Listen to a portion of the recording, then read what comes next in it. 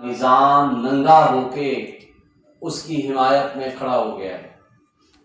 आपका कानून का और निजाम इंसाफ का जनाजा निकल रहा है।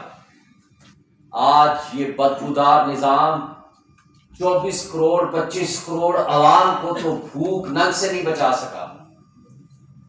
ये रियासत के अहलकार जो कि मेरे आपकी पेट काट के हम उनको पालते पोसते हैं और उनको $18 बिलियन सालाना मुफ्त मराहत देते हैं, लेकिन आज वो एक भगोड़े क्रिमिनल कन्विक्ट को बचाने के लिए सब अपना रोल अदा कर रहे हैं। कितनी बदकिस्मती की बात है।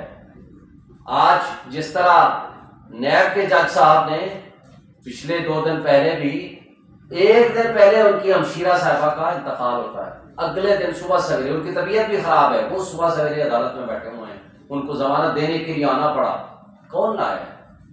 और दूसरी तरफ प्रोटेक्टिव बेल एक ऐसे मुजरिम को दी जाती है जो न मौजूद है, वो मुल्क से बाहर है। 4 साल वो इस कानून और इंसाफ का मजाक उड़ाता रहा। पूरी दुनिया में वो सेहतमंद था।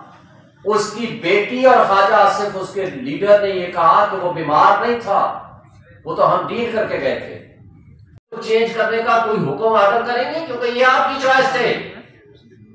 इन्होंने उनको लगाया था, मोहसिन नकवी को और उनकी कैबिनेट को। अगर केपी की आपने 6 महीने बाद आपको पता चला उनके सारे मिनिस्टर्स पॉलिटिकल थे, अपनी पॉलिटिकल पार्टीज को सपोर्ट कर रहे थे, उनको चेंज किया, तो क्या इधर भी आपकी नजर होनी चाहिए? जरा इधर भी देख लें।